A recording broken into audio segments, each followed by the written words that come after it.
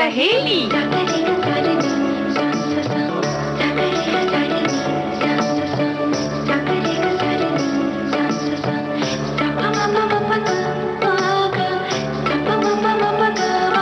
सखी सहेली।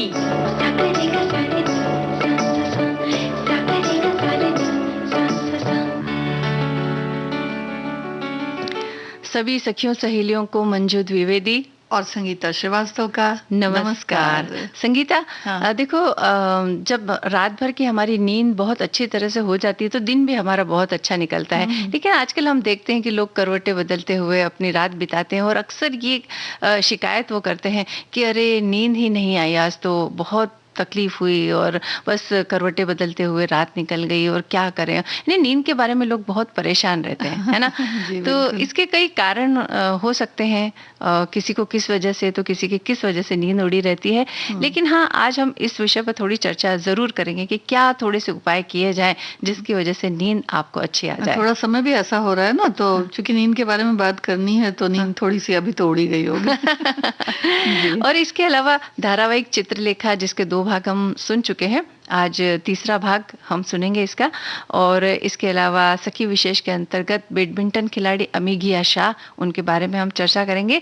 और आज जो दिन विशेष है वो है विश्व मलेरिया दिवस, तो इस विषय पर भी हमारी चर्चा होगी, है ना। जी बिल्कुल बिल्कुल। हाँ, तो सबसे पहले हम विश्व मच्छर भी बड़ा परेशान करते हैं हाँ, हाँ, उसकी वजह से भी नींद उड़ जाती है। जी बिल्कुल, जरूरी है चर्चा। तो मच्छरों को भगाने के उपाय भी हमें करने होंगे। लेकिन आज विश्व मलेरिया दिवस है तो इस विषय पर थोड़ी सी बात करते हैं कि विश्व मलेरिया दिवस हर साल 25 अप्रैल यानी आज के दिन मनाया जाता है।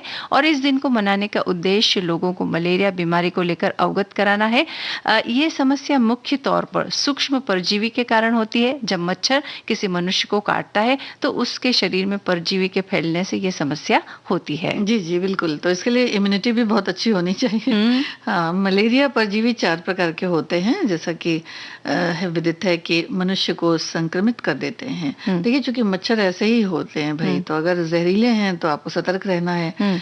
रक्त के माध्यम से फैलकर अपनी जड़ें मजबूत करते हैं और इसके लक्षण व्यक्ति के संक्रमित होने के बाद 10 दिन से 4 हफ्ते के अंदर नजर आने शुरू हो जाते हैं। हाँ, मतलब इतना समय लगता है इनको फैलने के लिए। और कुछ मामले ऐसे भी होते हैं जहाँ पर कई महीनों तक ये लक्षण नजर नहीं आते हैं। इसका मतलब यह है कि परजीवी ने शरीर में प्रवेश तो किया है लेकिन वो निष्क्रिय, थोड़े समय के लिए वो निष्क्रिय रहते हैं। जैसे ही इम्यूनिटी थोड़ी कम हुई या कुछ उनको जो परिस्थितियां कुछ ठीक ठाक हुई, वो अपना असर दिखाने लगते हैं। तो ऐसा भी कुछ कुछ केस में होता है। जी, तो इसके अलग अलग लक्षण भी होते हैं। जैसे कभी अचानक आप देखिए कि खासकर इस बीमारी में तो होता है कि अचानक से बुखार आना, सर दर्द और फिर जी मचलाना, उल्टी की समस्या भी कई बार देखी जाती है। पेट में दर्द या ऐंठन और भी अलग तरह की समस्याएं, मांसपेशियों में भी बड़ा खिंचाव सा महसूस होता है। तो इस तरह की जो चीजें होती हैं वो इंसान को बड़ा सा बोझिल सा कर देती हैं। तो कुछ समझ में आता है कि भाई तबीयत तो गड़बड़ है। हाँ, तबीयत गड़बड़ है। और इनमें से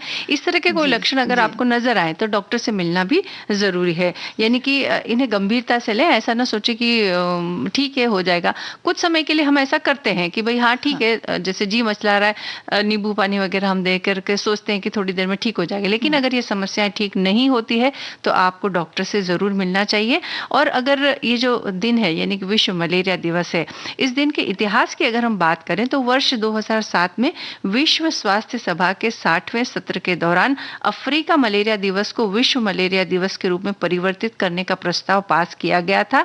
और तब से लेकर अब तक ये दिन मनाया जाता आ रहा है। जी, और विश्व मलेरिया दिवस 2022 की थीम है मलेरिया रोग के बोझ को कम करना और जीवन बचाने के लिए नवाचार का उपयोग करना। हाँ, यानी कि कौन कौन से उपाय हैं उनके बारे में जानकारी रखना और उनका उपयोग करना। हाँ। और जैसा कि हमने अभी बताया कि मच्छरों के काटने से ये बीमारी होती है, तो जाहिर सी बात है हमें क्या करना होगा कि मच्छरों से अपना बचाव करना होगा। अब मच्छरों से बचाव करने के लिए कुछ उपाय हैं जिनको हम आजमा सकते हैं ताकि मच्छर हमें ना काटे। एक तो ये कि रात को सोते समय चूंकि हम बिल्कुल शांत तरीके से सो जाते, तब मच्छर और ज्यादा एक्टिव हो जाते हैं और उस समय वो हमें चुपचाप काट लेते हैं। तो क्या करना होगा हमें कि मच्छरदानी लगाकर सोएं आप, ताकि आप मच्छरदानी के अंदर रहेंगे तो वो मच्छरदानी में प्रवेश नहीं कर सकेंगे और आप सुरक्षित रहेंगे और एक बहुत सुकून भरी नींद आप ले सकेंगे। तो मच्छरदानी का उपयोग करके मच्छरों से बचा जा सकता है। इसके अलावा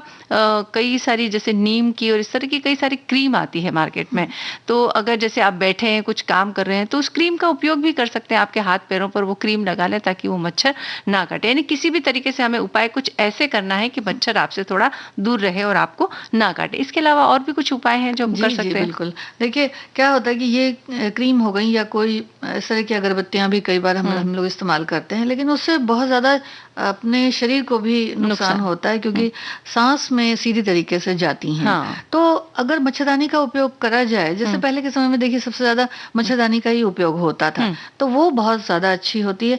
और साथ ही साथ अगर आप कहीं जा रहे हैं, आ रहे हैं या रात में सो भी रहे हैं, तो आप देख ली मौसम कैसा है, उस हिसाब से पूरी आस्तीन के कपड़े पहनेंगे तो बहुत अच्छा होता है। बिल्कुल। अब रही बात कि भाई और अब ये वक्त तो बड़ी समय तो गर्मी का है, लेकिन फिर भी कई बार नजरअंदाज हम लोग करते हैं कि कहीं पानी भर के छोड़ देते हैं और उसे ठीक तरह से, अब अगर देखा जाए तो कई बार हम लोग पंछियों के लिए भी पानी भर के रखते हैं, लेकिन उसको हम लोग बदलते नहीं कई बार।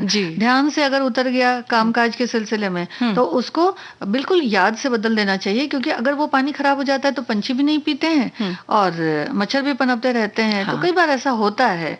और जो भी अलग से और भी चीजें हैं, जैसे कूलर वगैरह हम इस्तेमाल करते हैं, उसके भी पानी को नियमित तरीके से साफ करें और इससे ज्यादा सुरक्षित महसूस करेंगे। हाँ, यानी कि जो आसपास में भरा हुआ पानी, कई बार हम गमले भी अपने घरों के आसपास रखते हैं और गमलों में पानी डालते तो कुछ एक निचली जगह रहती है, उसमें जाकर के पानी इकट्ठा होता रहता है और भरा हुआ रहता है। तो यानी कुल मिला के अपने आसपास जहां भी कोई ऐसी चीजें हो जिसमें पानी बहुत दिनों से भरा हुआ रह सकता हो, तो उन जगहों को खाली करें और पानी को भरा हुआ ना रहने दे, ताकि मच्छर पनप ही ना सके। अगर नहीं पनपेंगे तो काटेंगे भी नहीं, और अगर फिर भी अगर मच्छर हैं तो जो थोड़े बहुत भी हैं उनके उपाय, उनसे बचाव के जो उपाय हैं उनकी चर्चा तो हमने की है। और भी अगर आपको ऐसा लगता है कि कोई और उपाय करने से मच्छरों से बचाव किया जा सकता है तो उन्हें आप अपनाएं, ताकि मच्छर आपको ना काटे और इस बीमारी से आप बचे रहें। जी जी।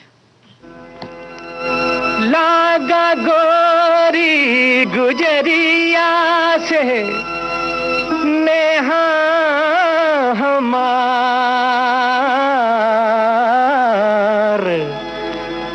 होय गवा सारा चौपट मोरा रोजगार। ओ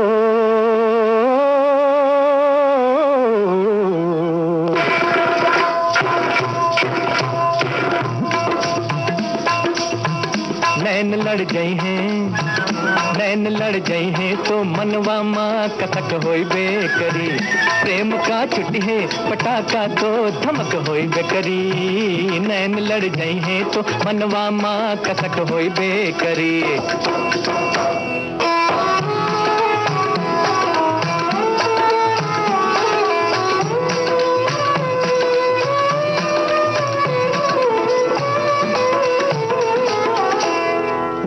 को मन में बसई बातों बुरा का होई है। रूप को मन में बसई बातों बुरा का होई है। कोहू से प्रीत लगई बा, कोहू से प्रीत लगई बा तो बुरा का होई है। प्रेम की नगरी में कुछ हमरा बिहक होई बेकरी। प्रेम की नगरी में कुछ हमरा बिहक होई बेकरी। नैन लड़ जाई है, नैन लड़ जाई है तो मनवा माँ कसक होई बेकरी। प्रेम का छुट्टी है पटाखा तो धमक होई बेकरी। नैन लड़ जाई है तो मनवा माँ कसक होई बेकरी।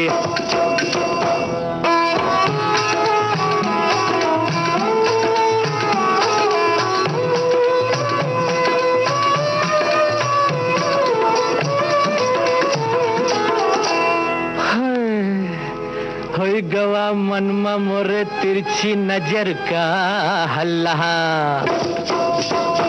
होई गवा मन में मोरे तिरछी नजर का हल्ला। गोरी को देखे बिना, गोरी को देखे बिना निंदिया न आवे हमका। फांस लगे है तो करजवा माँ खटक होई बेकरी, फांस लगे है तो करजवा माँ खटक होई बेकरी। नैन लड़ जाई है, नैन लड़ जाई है तो मनवा माँ कसक होई बेकरी। थई त थई त थई थई थई धाक दिनक दिन धाक तिनक दिन धाक दिनक दिन धाक तिनक दिन धा। आँख मिल जाई है सजनिया से तो नाचन लगी है।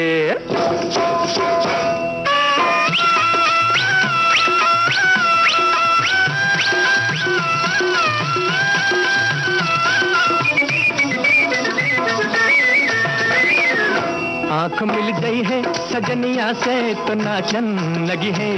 प्यार की मीठी गजल, प्यार की मीठी गजल मनवा बिगावन लगी है। झांझ बजी है तो कमरिया माँ लटक होई बेकरी, झांझ बजी है तो कमरिया माँ लटक होई बेकरी। नैन लड़ गई है, नैन लड़ गई है तो मनवा माँ कसक होई बेकरी। प्रेम का छुट्टी है पटाखा तो धमक होई बेकरी। नैना जब लड़ी है तो भैया मन में कसक होई बेकरी, नैना जब लड़ी है तो भैया मन में कसक होई बेकरी। नैना जब लड़ी है तो भैया मन में कसक होई बेकरी। सही सही तिनक था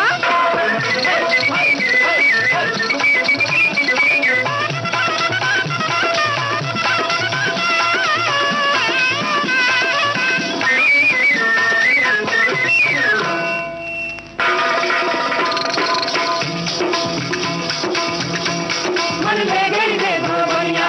कैसा जादू डाल के मन ले गई रे दो बनिया। रामा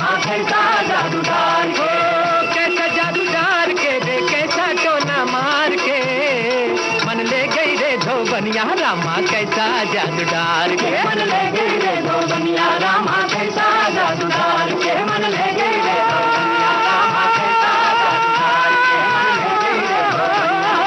कैसा जादू डाल के। गंगा जमुना फिल्म का ये गाना हमने मोहम्मद रफ़ी की आवाज में सुना। और नैन लड़ने की जहाँ तक बात है, अगर मच्छरों से नैन लड़े तो ठीक रहेगा जरा। एक हमारे श्रोता ने ये बात लिखी है कि आज विश्व मलेरिया दिवस है और ये जो रोग है ये मच्छरों के कारण होता है। वैसे कल मैंने एक उपाय पढ़ा था कि एक नींबू को काटकर उस कटे हुए नींबू में 8 से 10 लौंग उसमें चुबाकर अपने कमरे में रख दें, तो ये नींबू और लौंग जैसे जैसे सूखता जाएगा उतना ही कारगर सिद्ध होगा और आपके कमरे से मच्छर भाग जाएंगे। और ये सूखा हुआ नींबू 3 से 4 दिन तक काम करता रहता है। तो आप करके देखिए, अगर इससे भी अगर मच्छर भागते हैं और ये तो ये भी एक अच्छा उपाय है। और वैसे भी नींबू और लौंग जो है दोनों की जो खुशबू होती है, भीनी भीनी खुशबू होती है, वो वैसे भी मतलब वातावरण को महका देती है। तो इसमें कोई हर्ज नहीं है, करके देख सकते हैं। प्राकृतिक भी है तो इससे कुछ नुकसान भी नहीं है। तो बिल्कुल इस तरह के बहुत सारे उपाय होते भी हैं। साथ ही एक बात और भी है कि कहीं अगर इस तरह से पानी बहुत ज्यादा जमा हो तो कई बार देखा जाता है कि कुछ छिड़काव भी किया जा सकता है। जैसे घर में अगर केरोसिन वगैरह या कुछ है तो उसे थोड़ी सी उसकी कुछ बूंदे अगर डाल दें तो आसपास अगर कोई नाली है और उसमें पानी भरा है तो उसमें कुछ किसी तेल की कुछ बूंदे भी डाली जा सकती है, ताकि अगर ऊपर पानी के ऊपर तेल की बूंदों की जो परत है वो जम जाएगी तो मच्छरों के जो अंडे हैं वो पनप नहीं पाएंगे और आगे मच्छर नहीं बढ़ पाएंगे। तो ये भी एक उपाय हो सकता है। आज सखी विशेष के अंतर्गत संगीता हम बैडमिंटन खिलाड़ी अमी गिया शाह की बात करेंगे। अमी गिया शाह पूर्व बैडमिंटन खिलाड़ी और वे 7 बार राष्ट्रीय एकल विजेता, 12 बार युगल विजेता और 4 बार मिश्रित युगल विजेता रही हैं। उन्होंने 1976 में अर्जुन पुरस्कार से सम्मानित किया गया। 1980 के दशक में अमी गिया बैडमिंटन की क्वीन कही जाती थी। बैडमिंटन की क्वीन। जी जी, कहने का मतलब इनका क्या जादू रहा होगा। हाँ, बिल्कुल सोचिए, मतलब बहुत दीवाने थे लोग और बहुत अच्छा इनका खेल था और इस वजह से इन्हें ऐसा कहा जाता था। जी जी, दीवानापन तो फिर दीवानापन है। तो अमी गिया का जन्म 8 दिसंबर 1956 को गुजरात के सूरत शहर में हुआ। बाद में वो मुंबई आ गई और वहीं से उनके बैडमिंटन के सफर की शुरुआत हुई। शुरुआत में वो इसे केवल शौक के तौर पर खेला करती थीं और फिर उन्होंने मुंबई जिमखाना में प्रशिक्षण लेना शुरू किया। बिल्कुल, हर टूर्नामेंट में जीत के साथ उनका सफर आगे बढ़ा। अमी ने साल 1982 और 1983 में वर्ल्ड कप में हिस्सा लिया था। उस दौरान दुनिया के टॉप 12 खिलाड़ियों में ही को ही इसमें हिस्सा लेने का मौका दिया जाता था और वो ऐसा करने वाली पहली भारतीय महिला खिलाड़ी बनी, यानी कि शीर्ष के जो 12 खिलाड़ी थे उनमें इनका नंबर आता था। जी, कॉमनवेल्थ गेम्स में उन्होंने साल 1978 में 22 साल की उम्र में कनाडा में सिंगल्स वर्ग में ब्रॉन्ज मेडल इन्हें मिला, हासिल किया और ऐसा करने वाली वो पहली भारतीय महिला भी थी। अमी गिया अपने जीवन की सबसे बड़ी कामयाबी मानती हैं 1983 वर्ल्ड चैंपियनशिप को, जहां उन्होंने उस समय की नंबर 1 खिलाड़ी को प्री क्वार्टर फाइनल में मात दी थी। तो जब खिलाड़ियों के जीवन में ऐसा दौर आता है कि वो वर्ल्ड क्लास के जो खिलाड़ी होते हैं उन्हें हरा देते हैं, तो उनके मन को बड़ी खुशी मिलती है और सोचते हैं कि ये हमारे लिए बहुत बड़ी उपलब्धि है। जी, और कितना जुनून होता है, कितना उत्साह होता है। तो किसी भी अगर हम क्षेत्र में आगे जाना चाहते हैं तो उस क्षेत्र में बिल्कुल जाया जा सकता है। ऐसा जुनून चाहिए ही, बस जुनून होना चाहिए। और देखिए जो खिलाड़ी खेलते हैं वो अकेले नहीं होते हैं, कि मुझे तो ऐसा लगता है कि भाई उनके साथ इतनी सारी जनता होती है, इतना पूरा स्टेडियम बिल्कुल भरा रहता है कि ऐसा लगता है कि जैसे वो नहीं खेल रहे हैं बल्कि हम लोग खुद ही खेल रहे हैं। जब वो अंतर्राष्ट्रीय स्तर पर खेलते हैं तो वो पूरे देश का प्रतिनिधित्व करते हैं वो, तो उस समय उनके ऊपर बहुत जिम्मेदारी भी रहती है। तो जब जब हम मेहनत करते हैं तो वो मेहनत ऐसे स्तर पर जाकर के कामयाबी दिलवाती है, और जब कामयाबी हासिल होती है तो देश को भी गर्व होता है और परिवार वालों को भी गर्व होता है।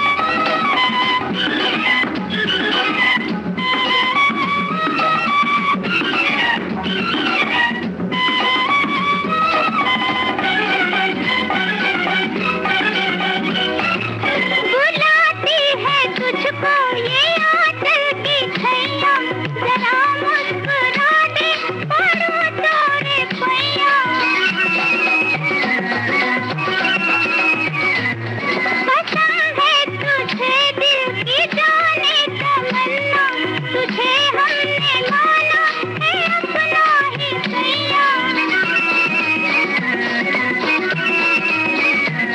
मैं अकेली और तेरा जमाना हो गया, मैं हो गई किसी की, कोई मेरा हो गया। तेरा जलवा जिसने देखा वो तेरा हो गया, मैं हो गई किसी की, कोई मेरा हो गया। क्या देखा था तुझमें दिल तेरा हो गया, ये सोचते ही सोचते सवेरा हो गया। उजाला फिल्म का ये गाना हमने सुना संगीता, और मुझे लगता है नींद की समस्या जो है वो बहुत लोगों की समस्या है, और इसीलिए फेसबुक के माध्यम से जो हमारे पास में बहुत सारे मैसेजेस आए हैं उसमें उन्होंने नींद के बारे में सबसे ज़्यादा लिखा है, और अच्छी नींद के उपाय लिखे। कई हमारे श्रोताओं ने तो लिखे हैं कि जब भी हमें नींद नहीं आती है हम विविध भारती सुनना शुरू कर देते हैं, रेडियो चालू कर देते हैं, और जब विविध भारती के कार्यक्रम सुनते हैं तो सुनते सुनते बड़ी अच्छी नींद आ जाती है। एक श्रोता तो हमारी ये भी लिखती है कि लेकिन जब सखी सहेली कार्यक्रम आता है तब मैं बिल्कुल नहीं सोती हूँ तब मैं केवल प्रोग्राम सुनती हूँ।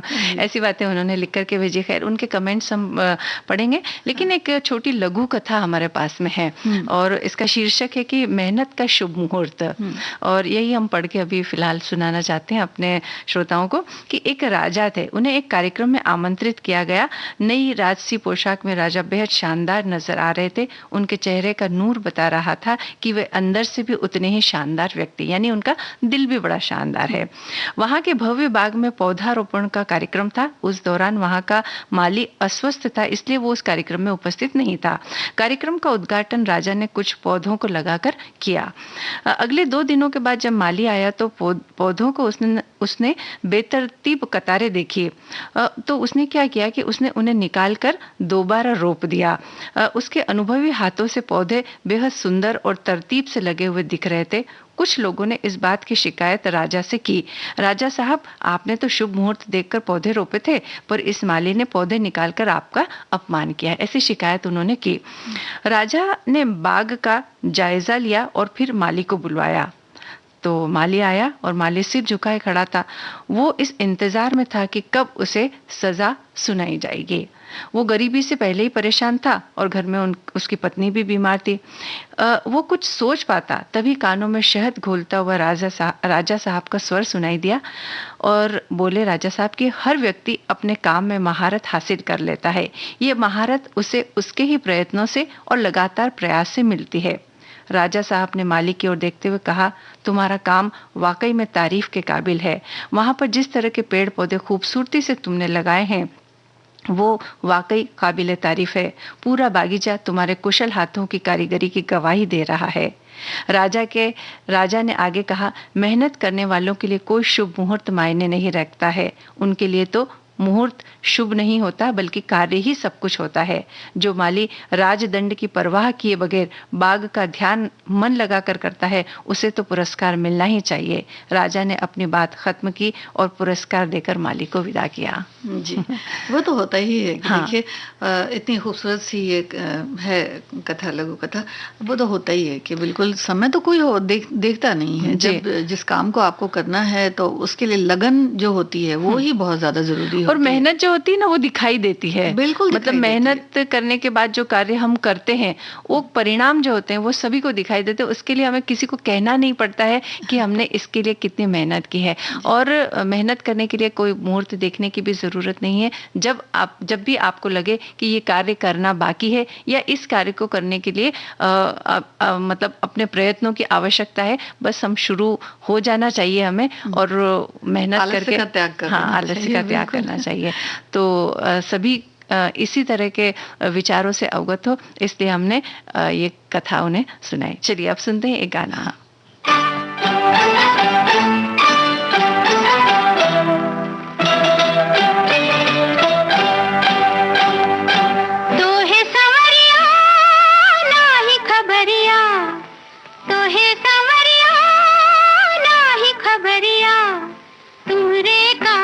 अपने देश में बलम हम हो गए परदेसी, हम हो गए परदेसी।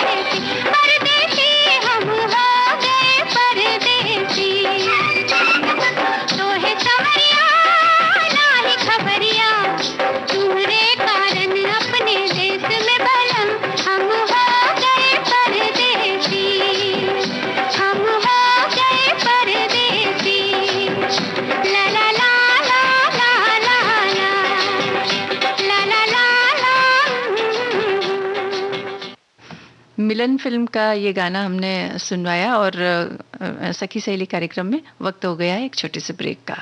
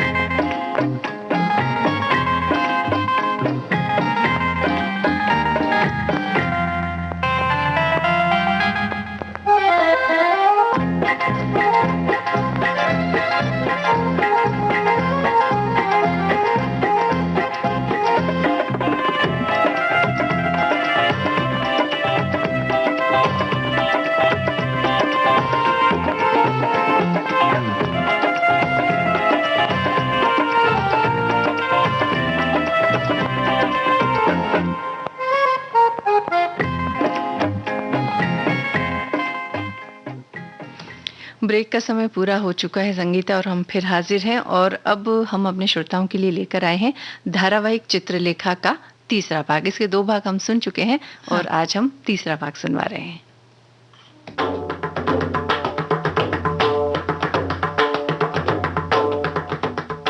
चित्रलेखा।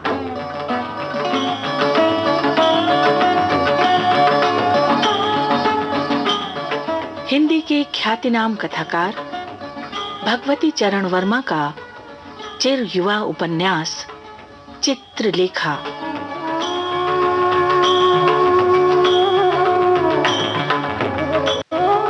पाप और पुण्य की परिभाषा खोजती हुई मानव मन को झकझोरने वाली कथा चित्रलेखा।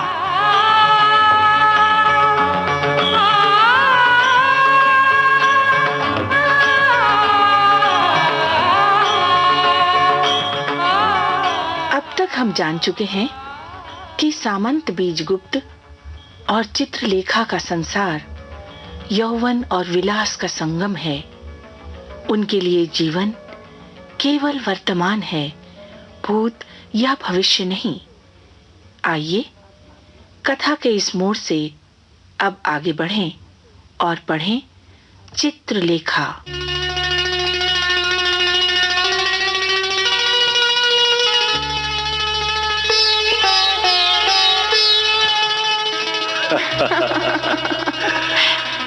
मादकता और उन्माद, इन दोनों का सदा साथ रहा है और रहेगा।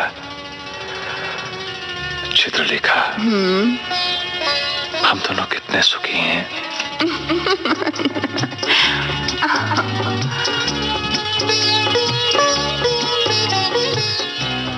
इसी समय प्रहरी ने उच्च स्वर में कहा, श्रीमान, द्वार पर अतिथि हैं, क्या आज्ञा है? अतिथियों को यहीं आने दो। अर्धरात्रि के समय कौन से अतिथि आ सकते हैं? बीजगुप्त इस विषय पर सोच रहा था। उसी समय श्वेतांक के साथ रत्नांबर ने बीजगुप्त के केली गृह में प्रवेश किया। रत्नांबर को देखकर बीजगुप्त ने उठकर अभिवादन किया और चित्रलेखा ने अपना मस्तक नीचा कर लिया।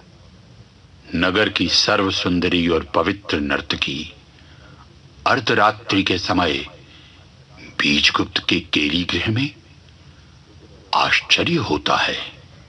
इतना कहकर रत्नांबर आसन पर बैठ गए। श्वेतांक खड़ा ही रहा। बीजगुप्त ने रत्नांबर से पूछा, महाप्रभु ने किस कारण दास पर कृपा करने का इस समय कष्ट उठाया? बीजगुप्त, तुमसे सब बातें स्पष्ट रूप से कहूंगा।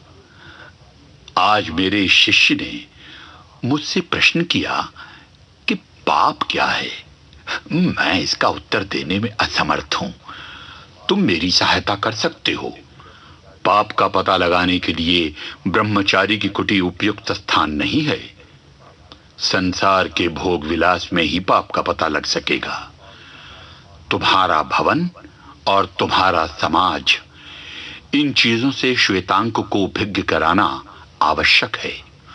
तुम मेरे शिष्य रहे हो, इसलिए मैं इसको तुम्हारे सामने सेवक रूप में उपस्थित कर रहा हूं।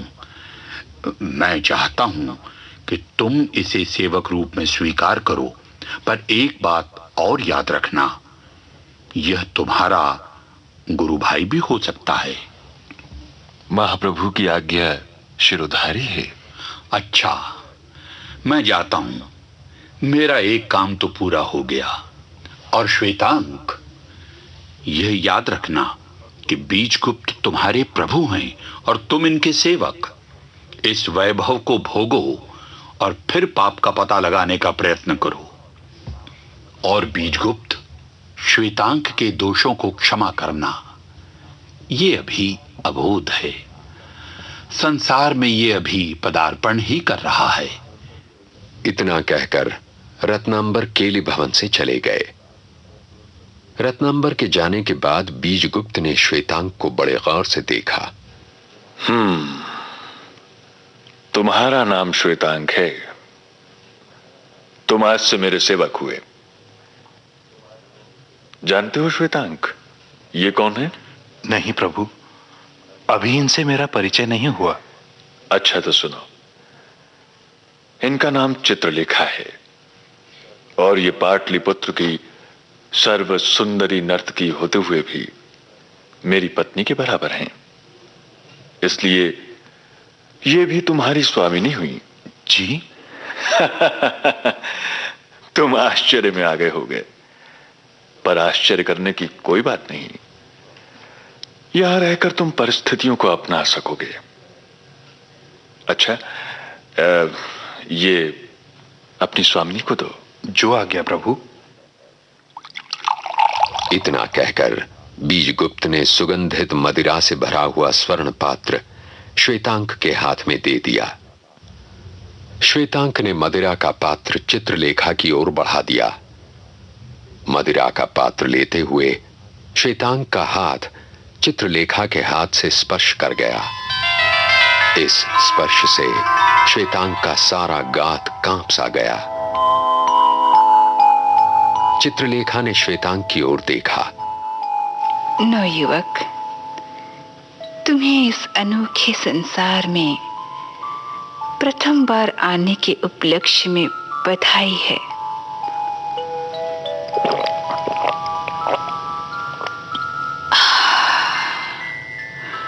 चित्रलेखा, शयन का समय हो गया है। यहां रहोगी या अपने भवन को जाओगी? अपने भवन को ही इस समय जाना उचित होगा, पर शायद अकेली न जा सकूंगी। हाँ, इस समय अकेले जाना वास्तव में असंभव होगा। श्वेतांक। जी प्रभु। द्वार पर रथ खड़ा है, उसमें बिठाकर तुम अपनी स्वामिनी को उनके भवन तक पहुंचा दो। उस समय तक तुम्हारे शयन गृह का प्रबंध हो जाएगा। जो आज्ञा प्रभु।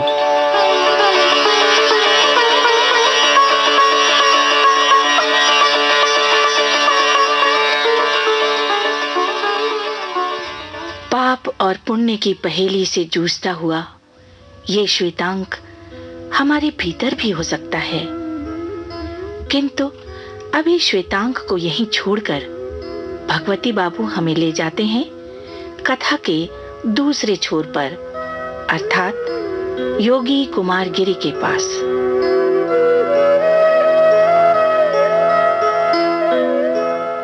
कुमार गिरी योगी था। योगी? हां, क्योंकि उसने संसार छोड़ दिया था। क्यों? एक दूसरा कल्पना का संसार प्राप्त करने के लिए, इस आशा पर कि वो संसार सुख से पूर्ण होगा। जनरव से उसे अरुचि थी। कल्पना का मंडल उसके विचरने का क्षेत्र था। संसार में उसे शांति न थी, इसीलिए शांति को पाने के लिए उसे निर्जन की शरण लेनी पड़ी थी। योगी कुमार गिरी सुखी था। उसके जीवन की अकर्मण्यता पर ज्ञान और विचार का आवरण था। योगी कुमार गिरी विस्मृति के अंक में निवास करता था। आत्मविस्मृति और कल्पना की सजीवता का भ्रम, इन दोनों में अजब मस्ती है। एक काल्पनिक चाह थी, एक काल्पनिक तृप्ति भी वहीं पर थी। दो कल्पनाओं से उत्पन्न सुख में वो मग्न था और इसीलिए कुमार गिरी योगी था।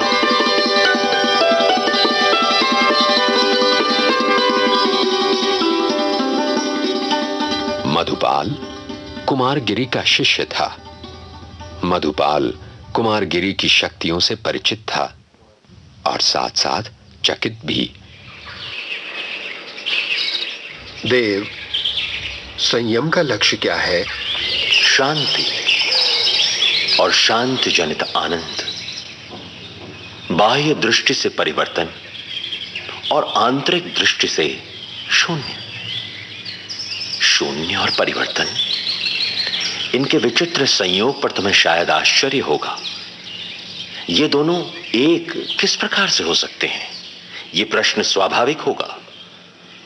पर वही स्थिति जहां मनुष्य परिवर्तन और शून्य के भेदभाव से ऊपर उठ जाता है, ज्ञान की अंतिम सीढ़ी है। संसार क्या है? शून्य है, और परिवर्तन उस शून्य की चाल है। परिवर्तन कल्पना है और कल्पना ही स्वयं शून्य है।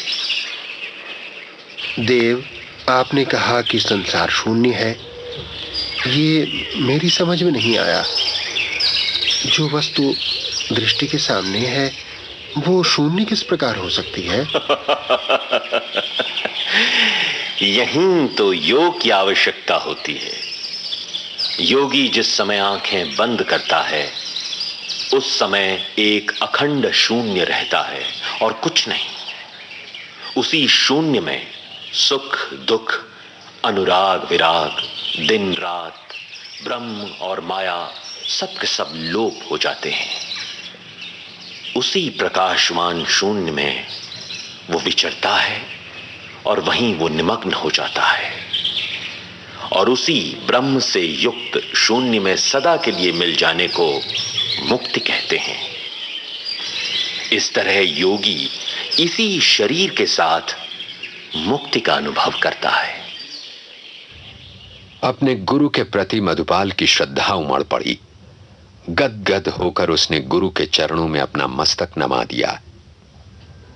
उसे अपने गुरु के अखंड ज्ञान पर गर्व था और गुरु के अच्युत होने पर विश्वास। इसी समय रत्नांबर ने विशाल देव के साथ कुमारगिरी की कुटी में प्रवेश किया।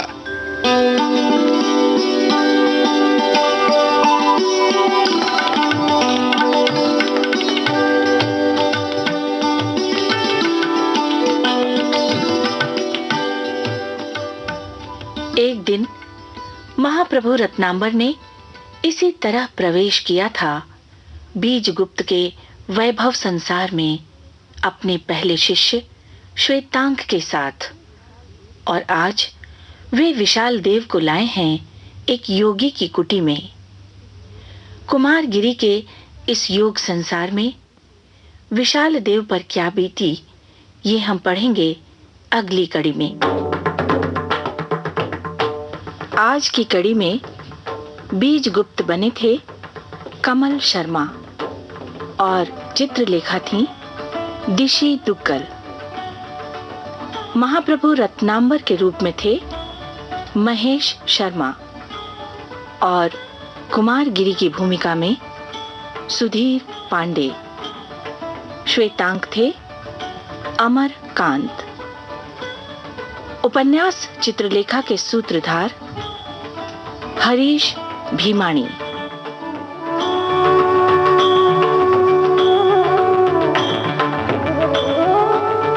इस कार्यक्रम के निर्माण में सहायक राजेश मलिक और रेडियो पठन की इस परिकल्पना को साकार कर रहे हैं लोकेंद्र शर्मा और विजय लक्ष्मी छाबड़ा।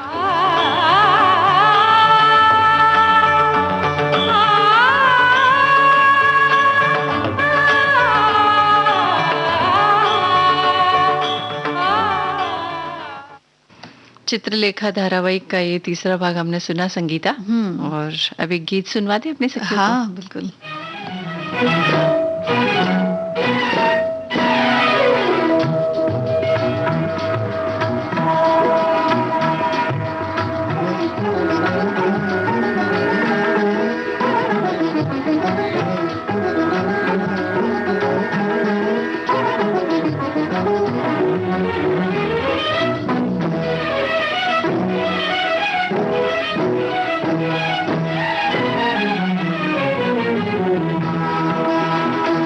जिया ले गयो जी मोरा सांवरिया, जिया ले गयो जी मोरा सांवरिया, लगी मन में लगन हुई बावरिया, जिया ले गयो जी मोरा सांवरिया, जिया ले गयो जी मोरा सांवरिया।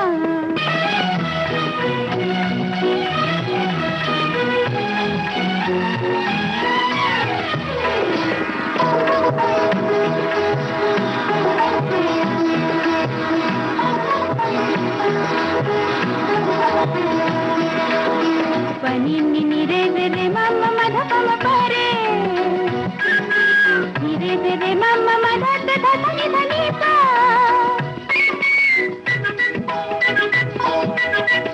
ओ पपी है, ओ पपी है, तूने पपी है नहीं देखे मोरे सैया, देखे तो ले लेगा उनके बलैया, तूने पपी है नहीं देखे मोरे सैया, देखे तो ले लेगा उनके बलैया, जा रे दीवाने मारना ताने, पिया के सुने जाके बांसुरिया, जिया ले गयो जी मोरा सांवरिया, जिया ले गयो जी मोरा सांवरिया।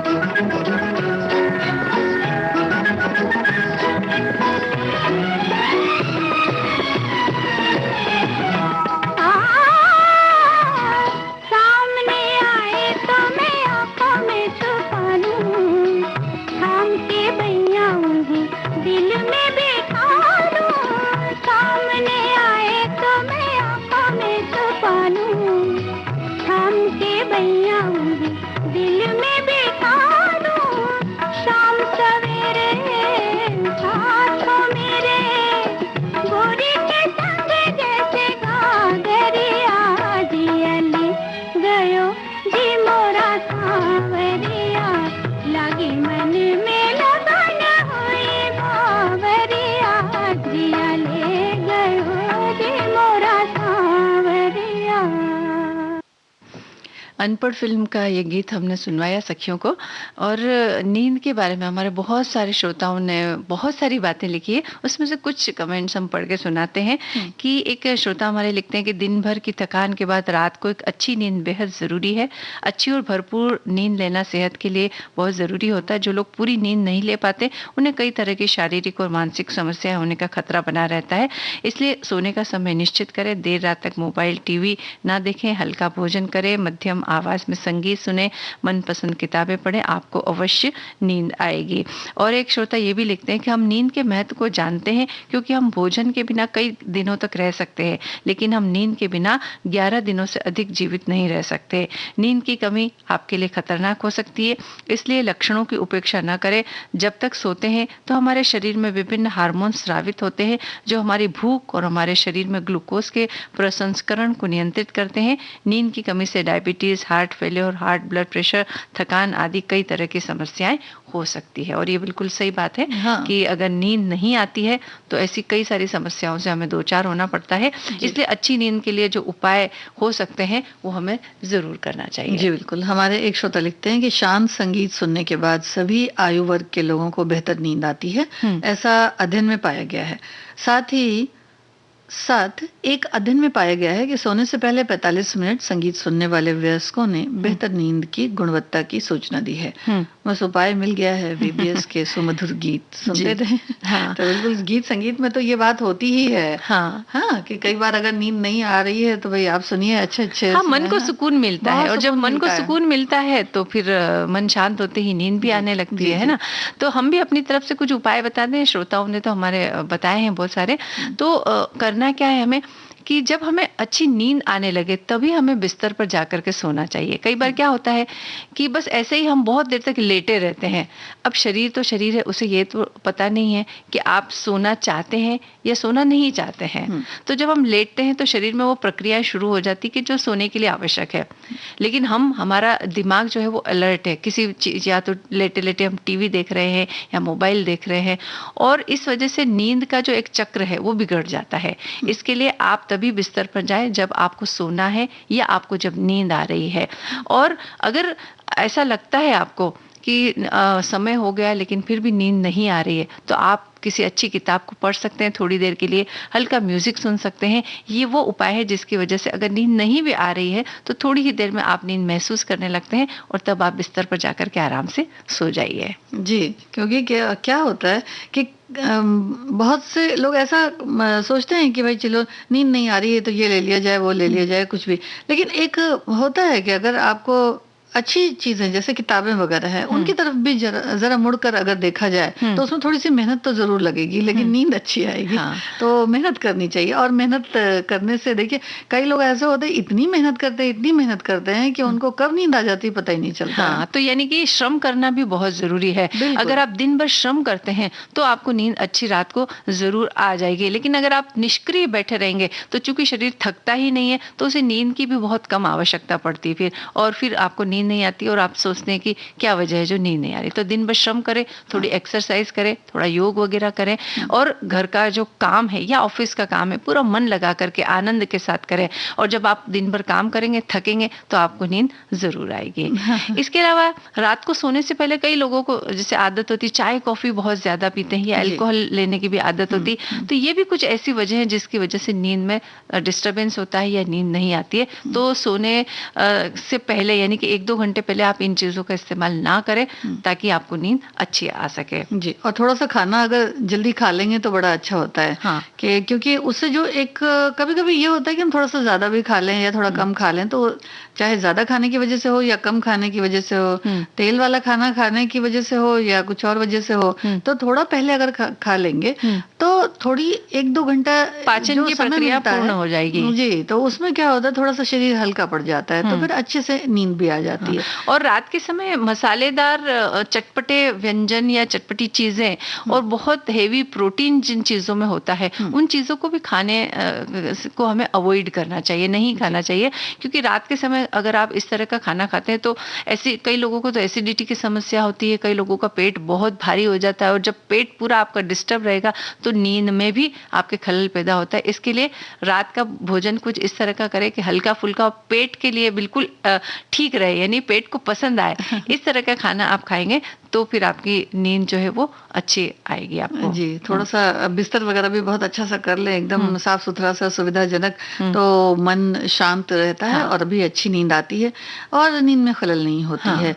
अच्छा, कुछ तो कभी ऐसा होता है जैसे हम हमेशा मन की शांति की बात करते हैं कि देखिए जो भी हम काम करते हैं तो मन की शांति के लिए करते हैं, या शरीर थोड़ा सा थक जाए भाई इसलिए, तो उस वजह से भी थोड़ी सी प्रार्थना भी कर सकते हैं। थोड़ा अपने ईश्वर को आप जिनको भी मानते हैं उन्हें याद करें तो देखिए बड़ा सुकून आएगा और बड़ा अच्छा लगेगा। और बहुत ज्यादा सोचना भी नहीं चाहिए किसी भी बात को कि हम घूम फिर करके एक ही बात को, कोई बात ऐसी हो गई जिसको हम बार बार सोच रहे हैं, क्योंकि इससे भी बहुत खलल पड़ती है। यानी तनाव बहुत ले लेते हैं और फिर उसकी वजह से नींद में डिस्टर्बेंस होता है। दूसरी बात, आपका जो कमरा है हवादार रहे, उसका तापमान भी ठीक ठाक रहे, ना बहुत ठंडा हो ना बहुत गर्म हो। अगर आप एसी या पंखे का इस्तेमाल करें तो उसको उतने टेम्परेचर पर चलाएं एसी को कि वो जो आपके लिए सुविधाजनक हो। तो तो भी आपको नींद अच्छी, आपका बिछौना भी जरा ऐसा हो, ना बहुत कड़क हो, ना बहुत नरम हो, ना पतला हो, ना बहुत जाड़ा हो। तो ये सब बातें हैं जो हमारे नींद को जो है अच्छी नींद हमें दे सकती है। इसके अलावा गैजेट्स का इस्तेमाल आप लगभग 1-2 घंटे पहले बंद कर दें। अगर आप सोते सोते समय तक भी बहुत देर तक मोबाइल का इस्तेमाल कर रहे हैं तो वो उसकी जो रेज होती है वो भी आंखों पर, दिमाग पर, शरीर पर बहुत उसका असर डालती है और फिर आपकी नींद बिगड़ जाती है और आप कहते हैं कि हमें नींद नहीं आती। इसके लिए लगभग 1 से 1.5 घंटे पहले इन गैजेट्स का इस्तेमाल करना बंद कर दें, इन्हें साइड में रख दें और रात को सोते समय भी इन्हें सिर के पास ना रखें बल्कि अपने मोबाइल को थोड़ा सा दूर रखें। तो ये कुछ उपाय हैं जिनको करके आप अच्छी नींद, सुकून भरी नींद ले सकते हैं। और संगीत तो सुकून देता ही है, तो चलिए एक गीत का सहारा हम देते हैं।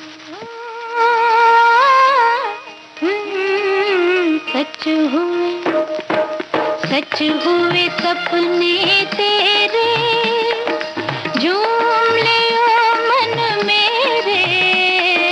सच हुए सपने तेरे, झूम ले ओ मन मेरे। चिक चिक चिक चक चछे, चिक चिक चिक चक चछे, चिक चिक चिक चक चछे, चिक चिक चिक चक। सच हुए सपने तेरे।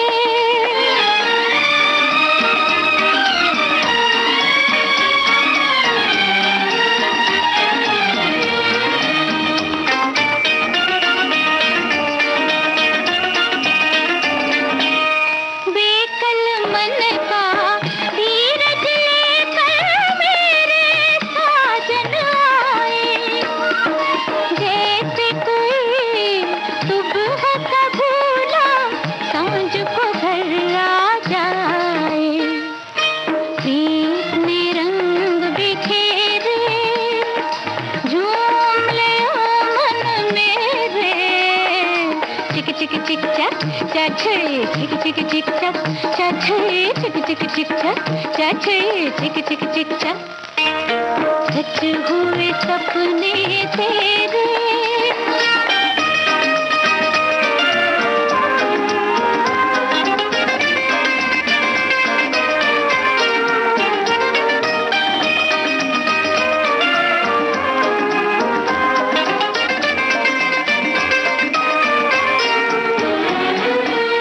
मन की पायल छम छम बोले, हर एक सांस तराना।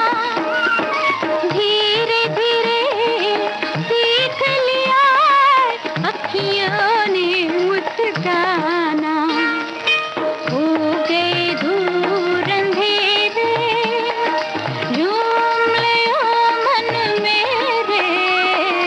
चिक चिक चिक चक चछे, चिक चिक चिक चक चछे, चिक चिक चिक चक चछे, चिक चिक चिक चक। सच हुए सपने तेरे। काला बाजार फिल्म का ये गाना हमने सुना संगीता। हाँ, हमारे एक श्रोता लिखते हैं कि दिन भर हुए अच्छे कार्य के बारे में सोचते हुए अगर हम सोएं तो गहरी नींद में सोया जा सकता है। भाई बहुत और बड़ा अब गहरा। एक छोटा सा ब्रेक हम ले लेते हैं कार्यक्रम में।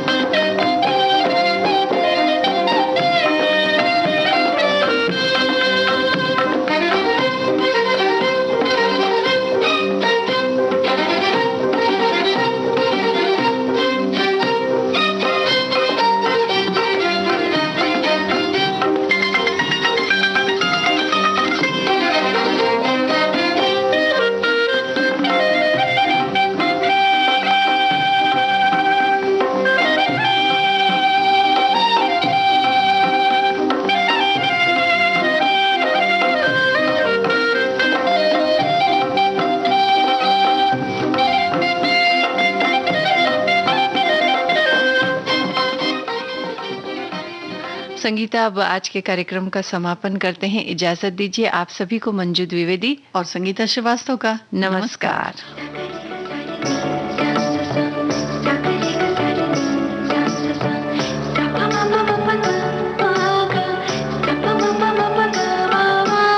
सखी सहेली